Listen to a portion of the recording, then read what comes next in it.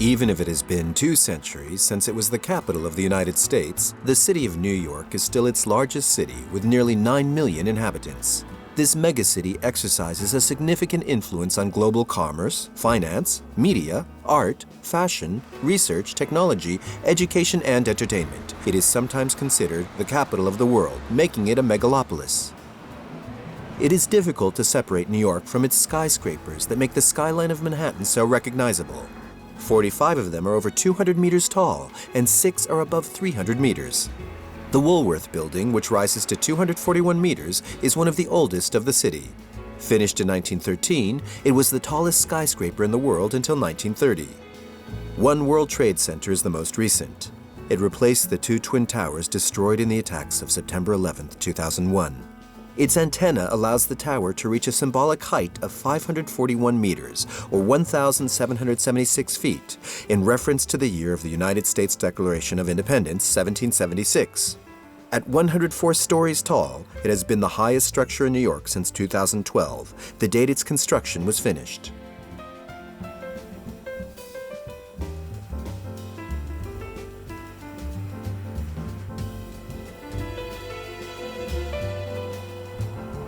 Facing these staggeringly high buildings, other highly classical ones are also strong symbols of the city, like the New York Supreme Court. Wall Street is the road that gave its name to the most famous stock exchange in the world.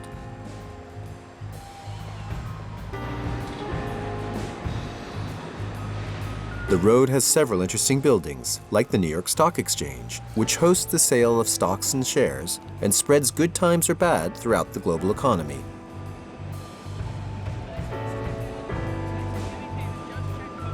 It rubs shoulders with the more modern additions.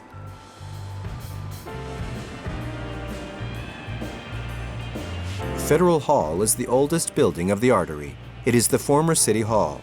In front of the steps, a statue of George Washington commemorates that this is where the first American president took his oath of office in 1789. Its Greek-style architecture contrasts with the neighboring skyscrapers. Manhattan is not only the economic heart of the city, it is also the cultural center of New York. It is the busiest part of the city and attracts no less than 11 million tourists every year.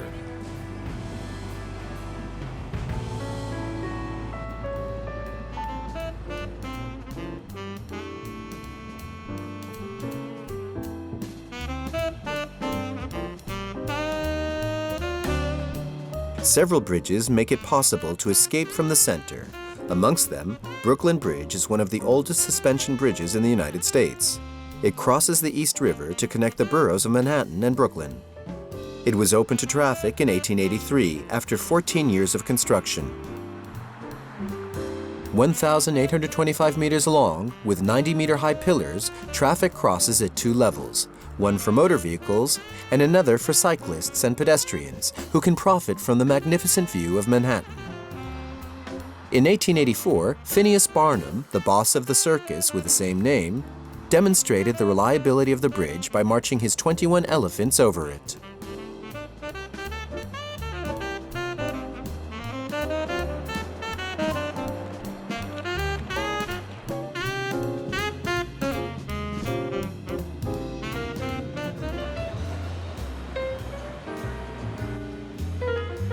The city underwent a rapid growth of its population between 1870 and 1930, which led to a significant development of its residential neighborhoods with its characteristic brick and stone buildings and the exterior fire escapes seen in a number of police films.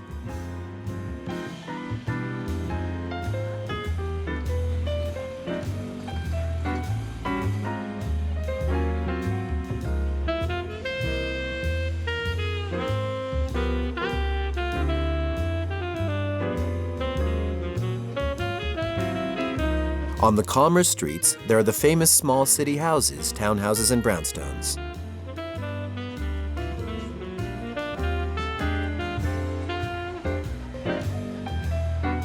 It is very difficult to imagine the streets of New York City, especially those of Manhattan, without their famous yellow taxis, which are even featured in films and TV shows. The yellow cabs can be found anywhere in the center of town. Furthermore, these taxis represent the majority of vehicles on the roads of New York. There are over 12,000. The history of the yellow color goes back to 1915, when the Yellow Taxi Company was established in the main American cities, including New York. They go, with the goodwill of the driver, to all 5 boroughs of New York.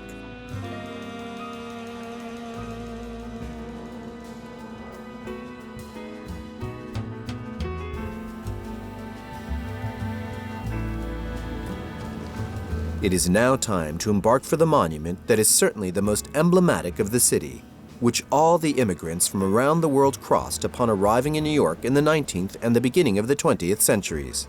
Please contact a National Park Service Ranger or a United States Park Police officer for assistance. And above all, enjoy Liberty in lighting the world, better known as the Statue of Liberty, is located on Liberty Island, south of Manhattan, at the mouth of the Hudson.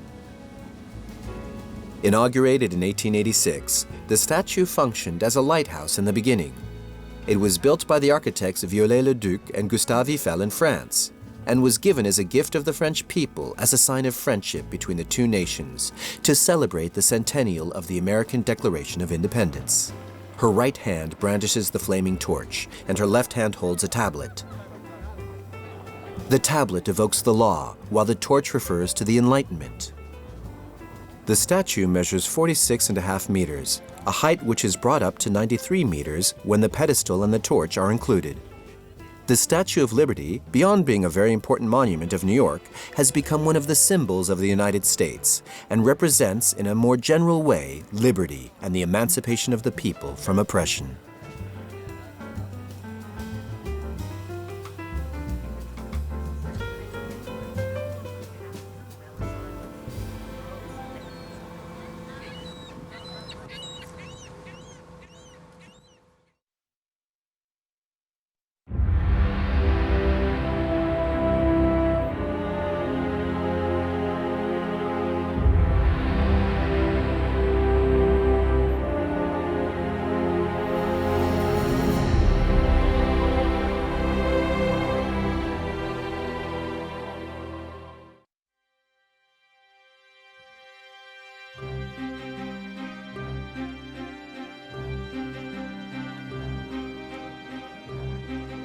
Pompeii is a city of the ancient Roman Empire. Founded in the 6th century BC, it was destroyed by the eruption of Mount Vesuvius in the year 79 AD. Buried under several meters of volcanic sediment and preserved against weather and looting, the city fell from memory for 15 centuries. Rediscovered by chance in the 17th century, the ancient city's level of preservation is remarkable. The excavations unearthed a flourishing city, a precious witness of the urban planning and civilization of ancient Rome. Pompeii had around 12,000 inhabitants. Around the Forum, which was the economic and religious center, the streets radiate out in every direction to lead to the different neighborhoods. The roads were paved, and people passed from one side to another via large stones that made it possible to cross when there was flooding from rain. Numerous boutiques lined the streets, like this bakery that was found whole with its jars and grindstones. They even found 81 round-shaped charred breads in the oven.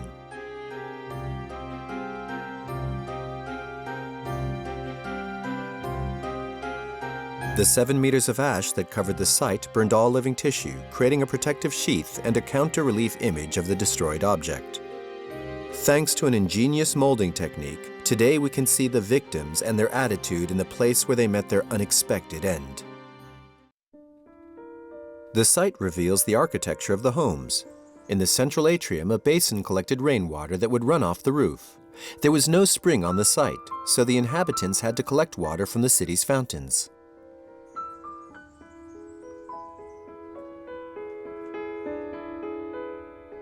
The Casa di Panza is a home which must have belonged to a rich, notable person, as the marble of the exposed floor shows. Here, too, the atrium dominates the center of the house, which covers an entire block.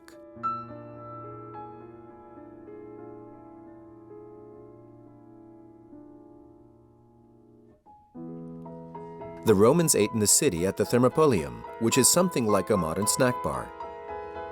They often consisted of a simple room, open to the street, and are characterized by a large stonework counter holding the large terracotta jars in which the food was placed. You could be served drinks and eat hot food there.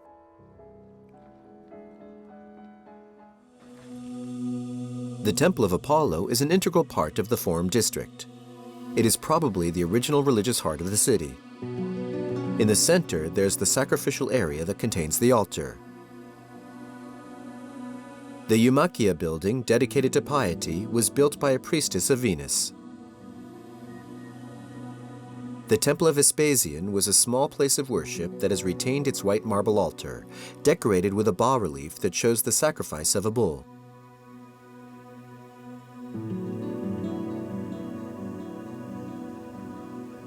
During the excavations carried out in the streets and buildings of the cities, over 1,000 bodies were found, victims of falling rocks and pyroclastic flows. Some tried to flee to protect their children or to hide their riches somewhere safe. Happily, many inhabitants without doubt fled before the eruption. The Masalam was the market where the population got fish and meat. It was located on the Forum, so there would be a supply center in the middle of the town that was an integral part of the hustle and bustle of the city. Pompeii was at the center of a rich region that the Romans called Land of the Gods because of its fertility, its closeness to the sea, and its climate.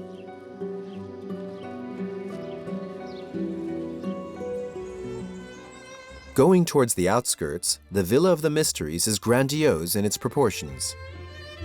It was constructed around the 2nd century BC, but was renovated and embellished over several decades. During this period, it acquired the splendor it still has today, although devoid of some of the furniture and precious objects that adorned it.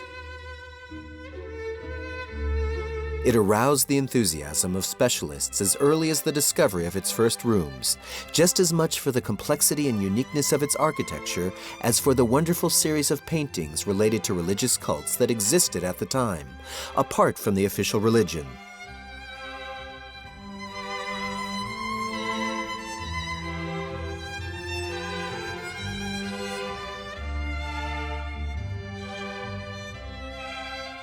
One can't imagine a Roman city without its thermal baths. Those of the Forum were built in the 1st century BC.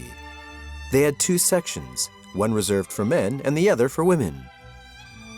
All the rooms were elegantly decorated.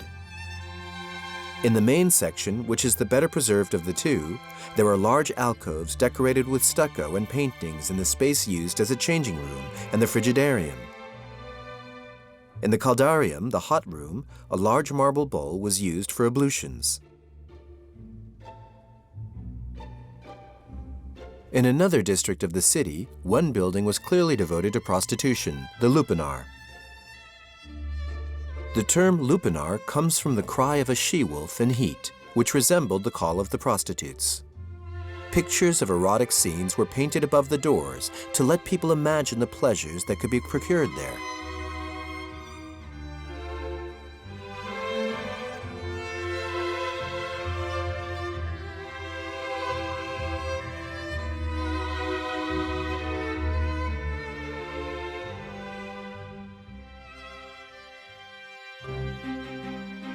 The House of the Faun is a dwelling with impressive proportions and surely belonged to one of the most prominent figures of the city. In the center of the basin in the atrium, there's the statue of a satyr, a character from Roman mythology. A Doric colonnade surrounds the garden.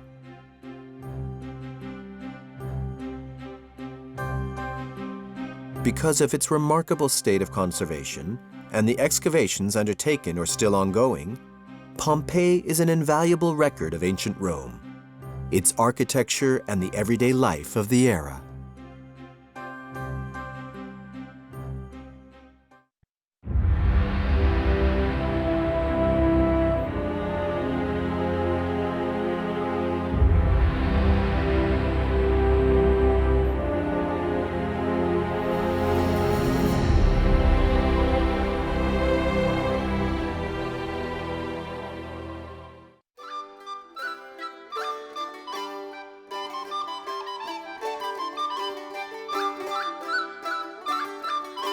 The Château of Chantilly is located around 60 kilometers north of Paris, in the stunning valley of the Nonette, a tributary of the Oise River.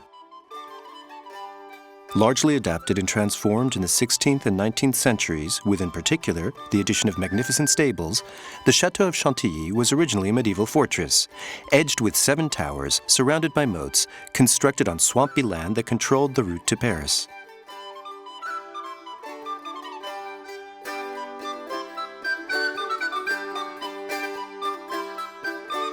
The small chateau, constructed by the architect Jean Boulon, who created the Tuileries Palace in Paris, is the perfect representation of the power and refinement of the Montmorency family, who would own Chantilly from the 15th to 17th centuries.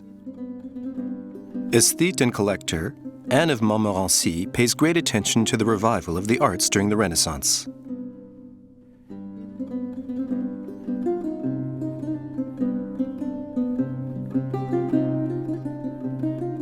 In revolt against the royal authority in Richelieu, the inheritor of the estate, Henri II of Montmorency, was executed in Toulouse in 1632. This was the end of the Montmorency family. 10 years later, Chantilly belongs to the smaller branch of the king's house, the House of Condé.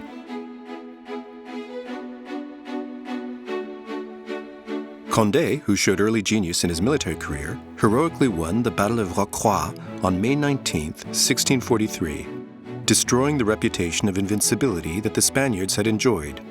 And he did this only 5 days after the death of Louis XIII, thus saving the country. This new captain of war is thus promoted to the ranks of Julius Caesar of Alexander the Great by the regency of the young king Louis XIV. The Gallery of Battles illustrates the events of the war that marked the life of the prince.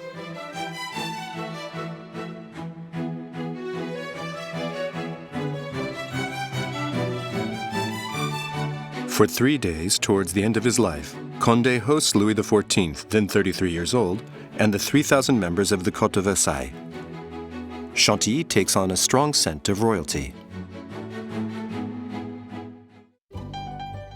The gardens are the creation of the royal gardener Le Nôtre, hired by the Grand Condé.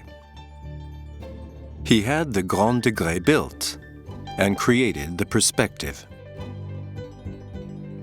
These patins, or flower beds of the 17th century, adorned with basins and decorated with vases and stone statues, were reorganized for the most part in the 19th century and represent the illustrious characters linked to the rich past of the estate.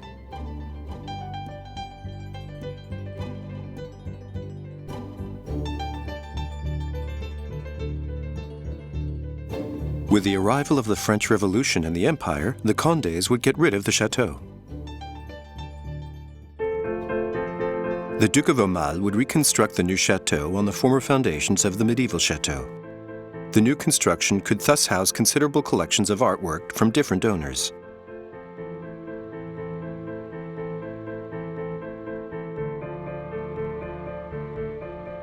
The collections amassed by the Duke have transformed the chateau into a veritable museum containing over 800 masterworks. This makes it the second largest museum of masterworks, second only to the Louvre in Paris.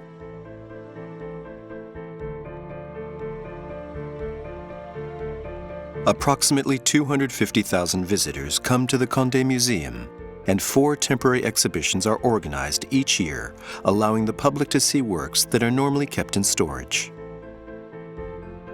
In addition to these 800 paintings, the museum houses 2,500 drawings, as many prints, over 1,700 ancient photos, about 250 sculptures, some 5,000 works of art, and with its excellent libraries, over 60,000 books.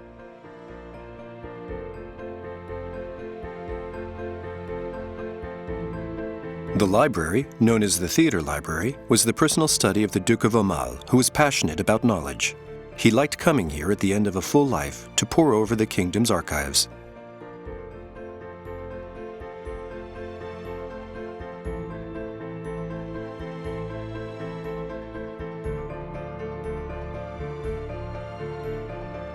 The Duke and Duchess's apartments were redecorated and refurnished with great taste, but also with sobriety.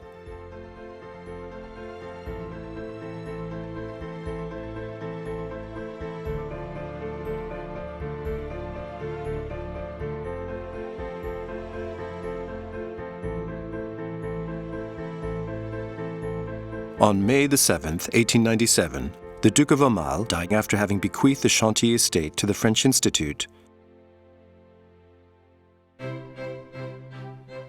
Another major feature of the Château of Chantilly is the majesty of its stables. 186 meters long, the great stables of the Château were constructed in the 18th century. Exceptional in both size and splendor, they were topped by the fame of the Condé family.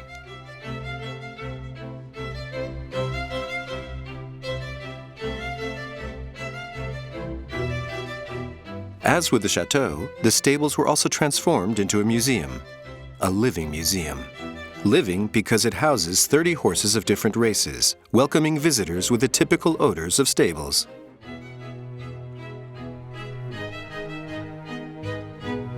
The museum welcomes about 160,000 visitors each year, making it one of the most visited equestrian sites in the world. During the Christmas holidays, the equestrians and the acrobats organize a show with horses, ponies, and the museum's donkey. The Andalusian and Portuguese horses are chosen based on those the 18th century princes chose to ride at the time of the construction of the great stables.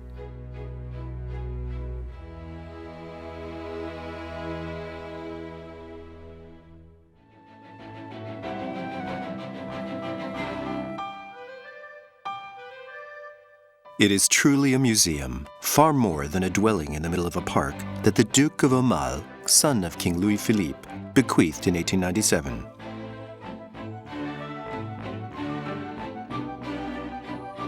The Château of Chantilly, like all of the châteaux in the region of Île-de-France, is a witness to centuries of history.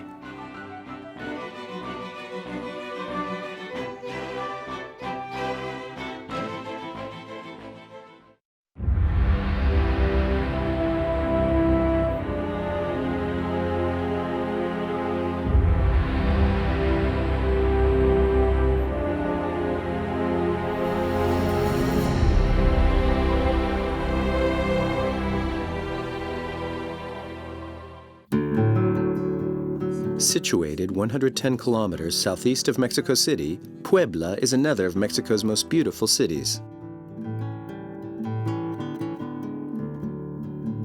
Le Zócalo is the square formed by the central place of Puebla. With its magnificent 18th century fountain atop by St. Michael, it is one of the best preserved squares in Mexico.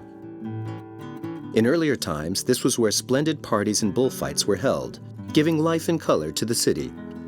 Today, it is a spacious and open public garden. The population of Puebla is about 2 million, making it the fourth largest city in Mexico. The central square is surrounded by magnificent colonial buildings, of which certain facades are decorated with multicolored ceramic, the talaveras. The historic city center is known for its Spanish colonial architecture.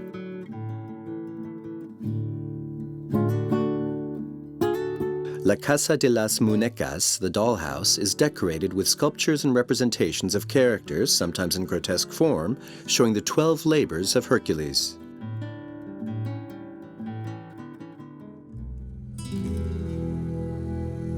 In front of the Zócalo, the municipal palace's facade is made of gray stone in Renaissance style, with Ionic columns and pediment that hosts the city's clock. Since the founding of Puebla in 1531, this building has been occupied by different and successive municipal authorities and has also hosted the city's prisons.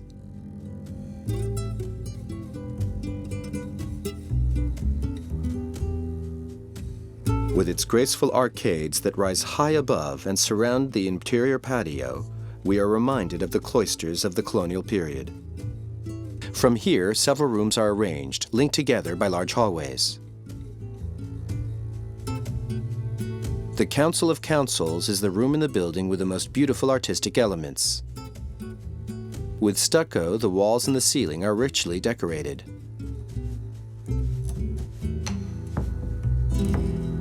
The stained glass windows show the allegories on the founding of the city of Puebla.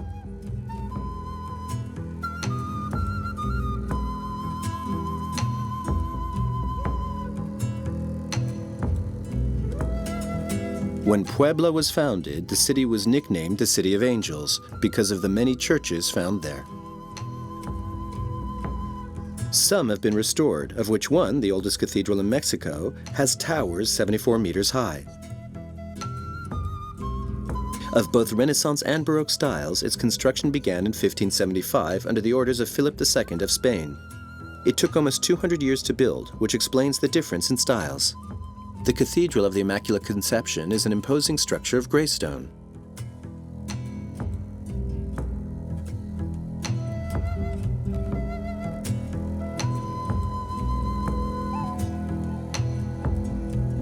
The cathedral has a Latin cross layout and contains 5 naves and 14 chapels of different styles.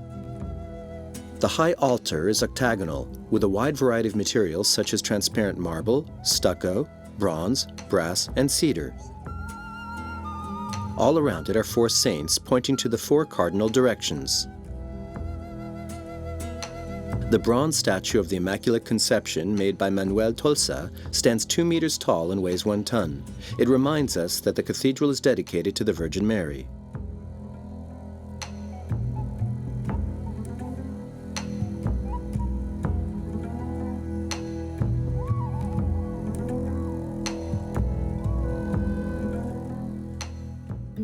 Just down from the central place of Puebla, we see a handsome and sober edifice of the Baroque style, built in 1571 and commissioned by the Dominicans, Santo Domingo's Church.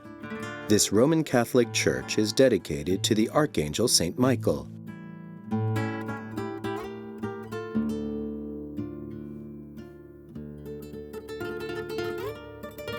The facade of the former monastery is decorated in the Mexican Baroque style.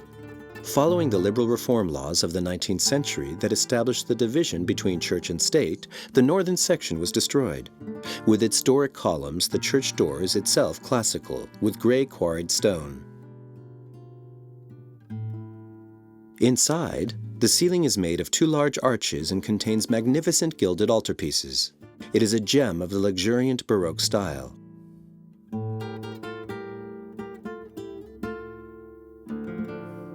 We can marvel at the exquisite pieces of onyx-covered wood, gilded stucco, marble, or even ceramic tiles. Little cherubs seem to appear everywhere. In the morning, the sun makes all the gold glimmer. To the left is an altarpiece holding a representation of the Sainte Patronne, Our Lady of the Rosary.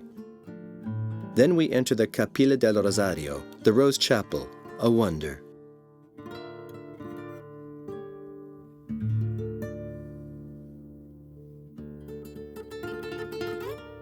Its recent restoration allows us to appreciate in all its splendor the richness of its paintings and its etchings painted with gold leaf. It is filled with symbolism representative of the Baroque in Mexico, mainly created to facilitate the evangelism.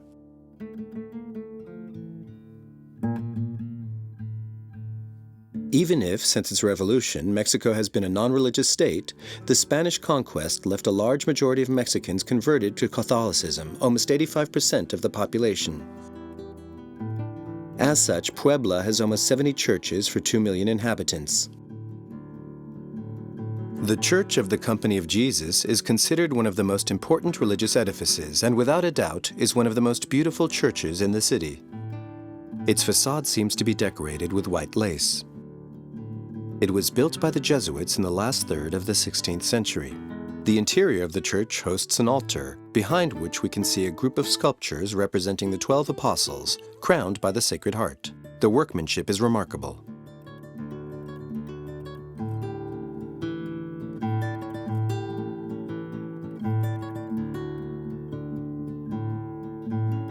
Puebla is considered the cradle of Mexican Baroque in both its architecture and in its decorative arts, and it is one of the biggest colonial cities in Mexico.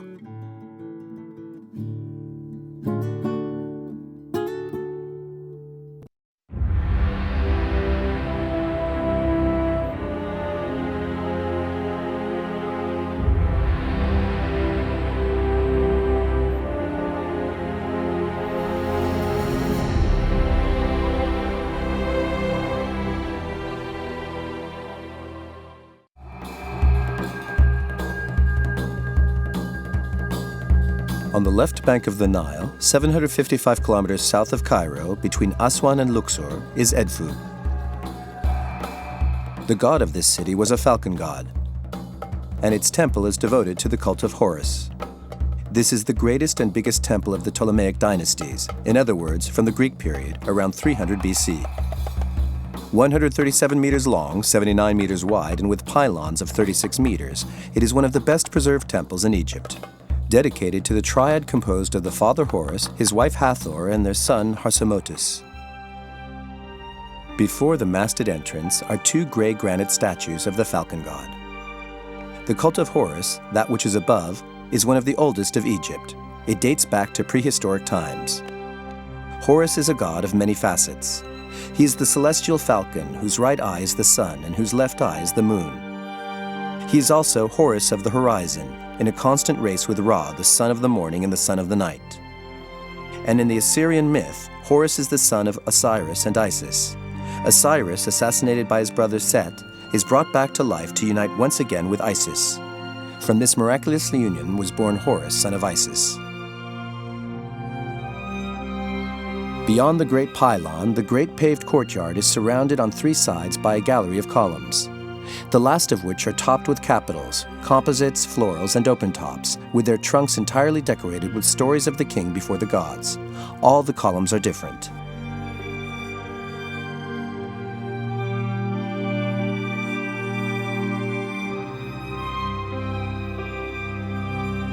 The temple's inscriptions provide important information since they detail the acts of daily worship to Horus and the ceremonies of the four greatest annual celebrations. Walls and columns tell of the different rites and rituals.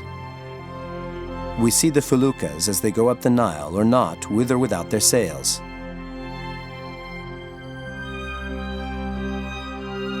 The decorations of the courtyard are based on the celebrations of Hathor and Horus, but also of the divinities linked to Horus in one way or another. Here the wall is decorated with bas-reliefs evoking the sacred ceremonies of the pharaoh.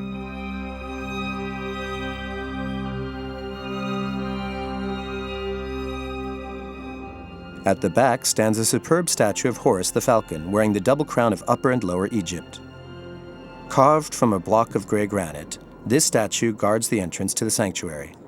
The facade of the pronaos is formed by 6 columns with palmed and floral capitals, between which are low walls separating the interior court of the temple. Before entering this part of the temple, the king had to be purified. The facade reliefs represent this ritual realized by Horus and Thoth. The ceiling of the vestibule is supported by 12 columns with varying capitals decorated with flowers and palms.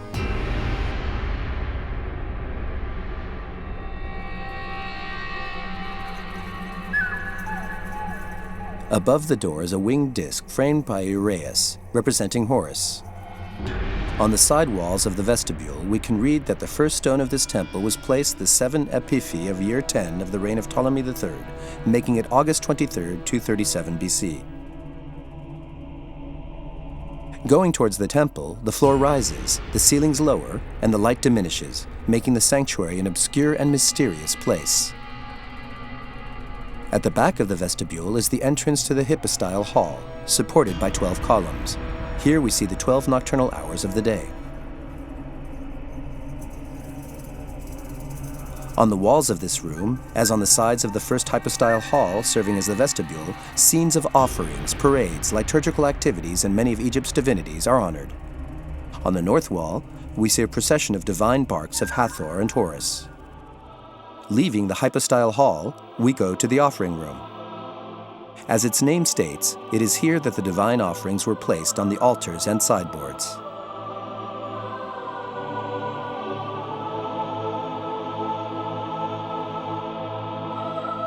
One of the chapels surrounds the sanctuary that houses a replica of the sacred bark. The divinities were carried by bark to visit other gods and other temples during majestic processions.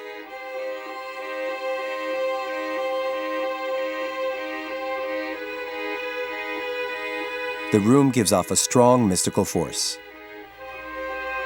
A granite temple of 4 meters high still stands at the center of the sanctuary. Here, the effigy of Horus, decorated and anointed with balms, receives offerings 3 times a day, accompanied by music and prayers. In the morning, after having gone up the stairs to the cella, the great priest broke the seals that had been placed the night before, opening the 2 doors to awaken the divine statue and allow it to begin its daily tasks of creation. At night, he closed the cedar doors, sealed them anew, and retired by walking backwards, after having erased all traces of his footsteps with the help of a broom.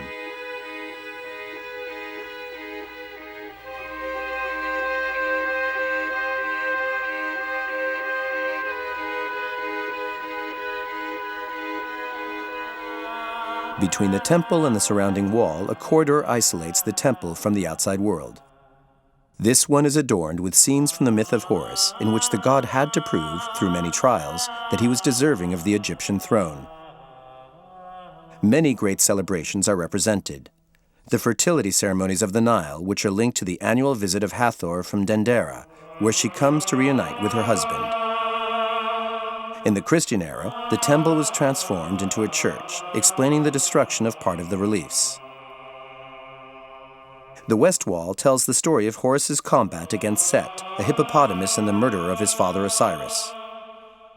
To avenge the death of his father, Horus confronts him and wins the battle, thus inheriting the Egyptian throne.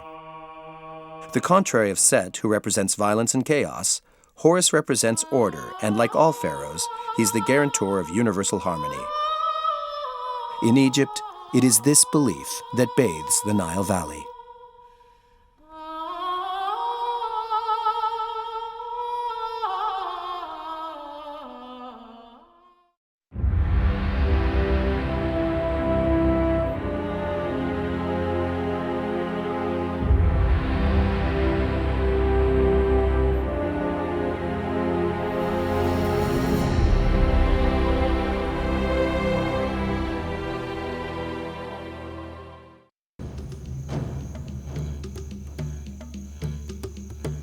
In Marrakech, the Koutoubia Mosque is a religious monument built in 1108.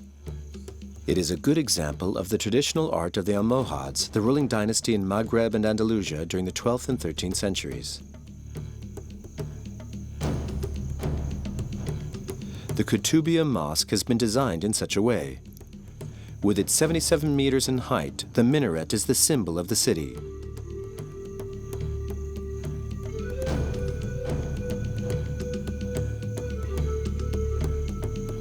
Marrakech was founded in 1062 by a Berber king.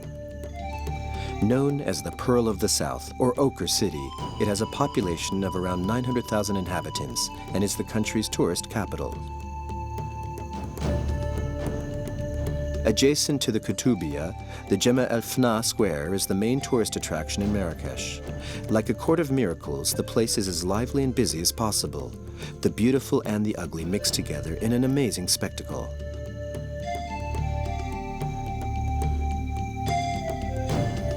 Outside the square, narrow streets lead into the alleys of the Medina, which constitutes the focal point of the city, in order to discover this sometimes hidden heritage. The Ben Youssef Madrasa is one of the most interesting monuments in the city. Built in the 16th century, this Islamic college, jewel of the Arab Andalusian architecture, is the largest madrasa of all the Maghreb. Its construction, ordered by the Saadian Sultan Al-Ghalib, was completed in 1570. The style of decoration is very classical, and one may admire the zalij, beautiful tiles, cedarwood carvings, and stucco adorning the building. Opposite to the entrance door, on the other side of the rectangular pool, a prayer room is divided by marble pillars into 3 naves. One nave leads to a small semicircular room with a richly decorated entrance. This room contains the mihrab, covered with a lace of carved plaster, forming cavities in the wall. For more than 4 centuries, the madrasa welcomed a lot of students and offered an education specialized in Quranic law. It may have housed as many as 900 students and had 132 dormitory cells for students from outside Marrakech.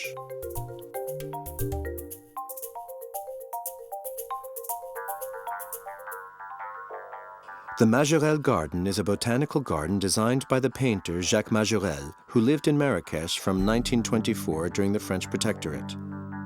In 1937, the artist created the Majorelle Bleu, a clear, intense cobalt and ultramarine blue, and he painted his villa, then the whole garden walls, with a shade of blue to produce a living painting open to the public since 1947.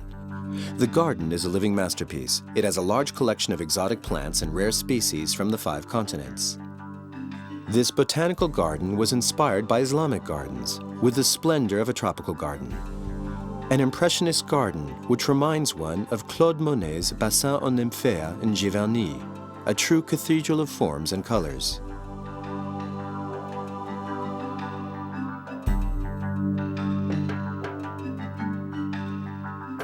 After Majorelle died in 1962, the garden was left abandoned for many years. The famous French fashion designer Yves Saint Laurent eventually bought and restored the property in 1980. Fresh and colorful, the Majorelle Garden is a place full of poetry.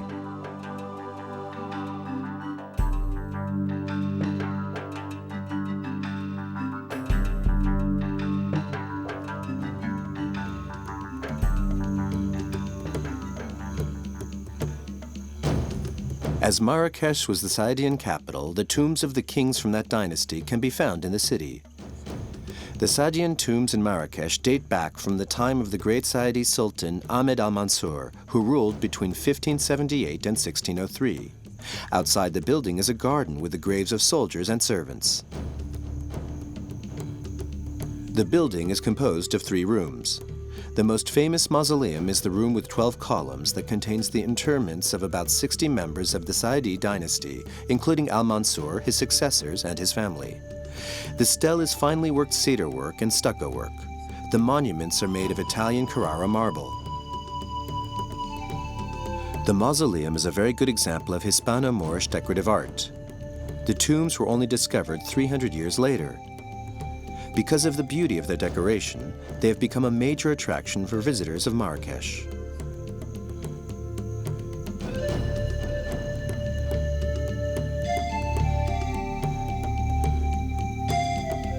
The Bahia Palace is an Arabic palace built in the late 19th century by the Moroccan architect El Mekki for the Grand Vizier Ahmed Ben Musa's personal use. It has splendid patios and green, refreshing Islamic gardens with orange trees, hibiscus and jasmines, irrigated by ketaras. Its building took 7 years. It has a single floor with 150 different rooms, with no set order, but opening onto courtyards, and all richly decorated with masharabiyas, marble, beechwood, and cedar wood carvings or paintings, stucco, zellige, or Maghreb's first stained glass windows.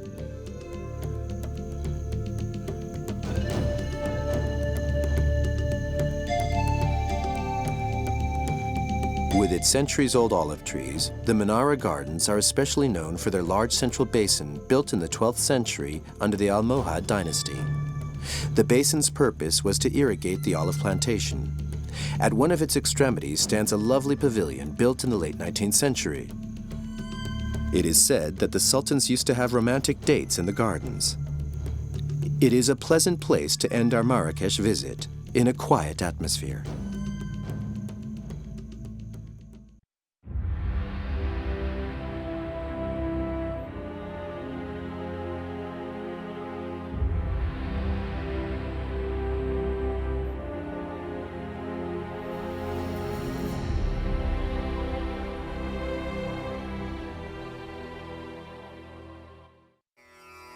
Hanoi is without doubt one of the most captivating capitals of Southeast Asia. The city attracts 20,000 new immigrants each year and doesn't stop growing. Its population is estimated at around 7 million people. A beautiful city on a human scale that will please curious people from around the world. In the heart of Hanoi, the Hoan Kin Lake, which means the Lake of the Restored Sword, is the setting for a fabulous legend born in the 15th century, which is one of the most famous founding myths of Vietnam. The Emperor Le Loi, in the beginning of his struggle against the Chinese, was given a sword that a fisherman fished from the lake. While crossing the same lake 10 years later, after successfully driving them out, he is approached by a turtle who reclaims the sword in the name of the Dragon King, mythical ancestor of the Viet people. Le Loi then understands that the sword was a mandate from heaven to chase the Chinese from the country.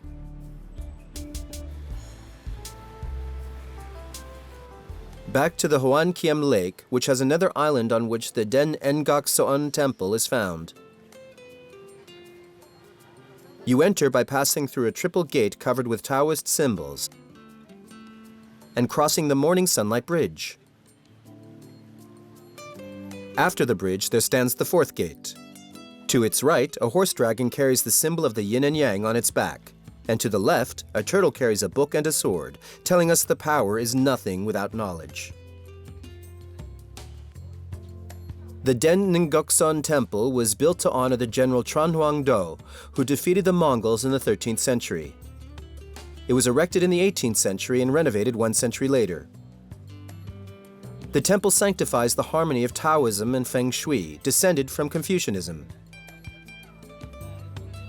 The Den Ngokson Temple is truly an emblem of the Vietnamese capital and inspires much fervor.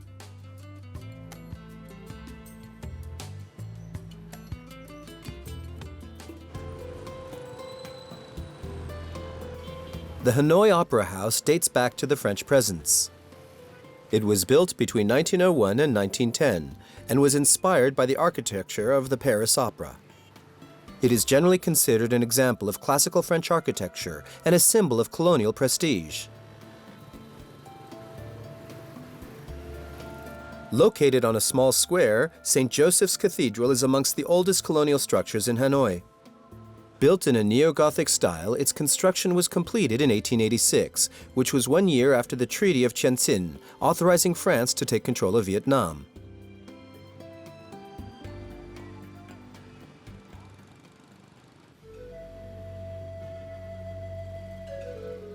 The Long Bien Bridge is another vestige of the French presence.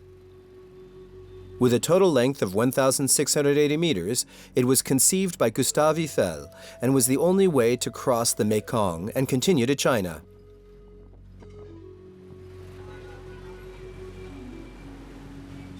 The Quan Su Pagoda was erected in the 17th century, but the building was reconstructed during the first half of the 20th century. The structure was nicknamed the Ambassador's Pagoda, in reference to the ambassadors and diplomats from Buddhist countries who decided to build it. The pagoda reveals a beautiful Buddhist architecture that is typical of Vietnam and is truly a space of tranquility for the soul. Still being used today, it shelters an institute that offers a religious education to young children who wish to join the order.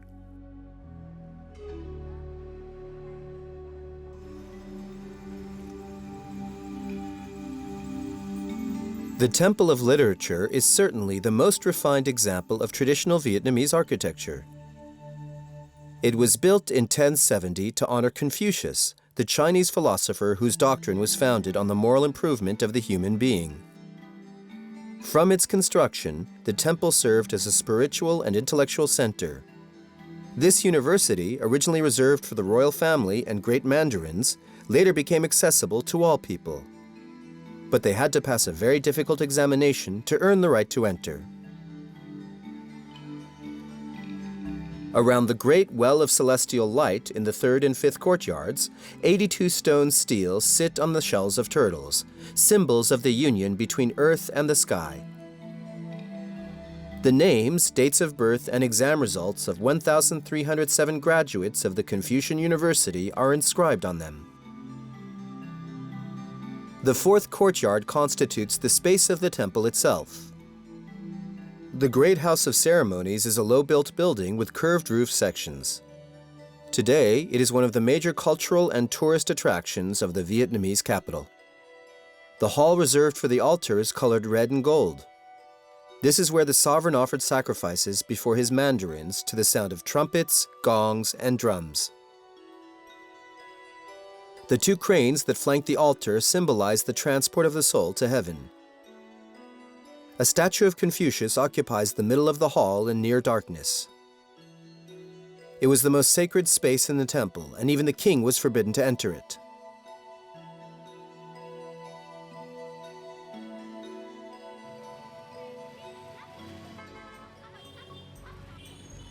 The great Asian metropolises, with their unchecked development, have the tendency of demolishing their authentic neighborhoods to make room for modernity.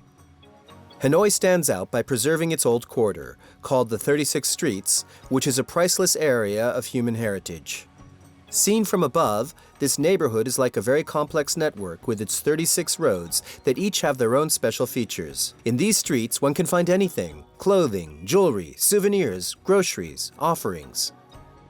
Thus, the urban space is very lively. The artisans work or sell on the street. Merchandise vendors and store shelves occupy the sidewalks. The products for sale are not extraordinary, but on the other hand, the liveliness that reigns is quite disorienting.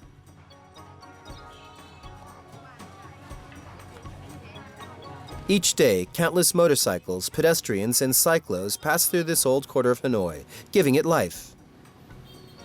It's for this reason that it was classified as a National Historical Heritage Site by the Vietnamese Ministry of Culture.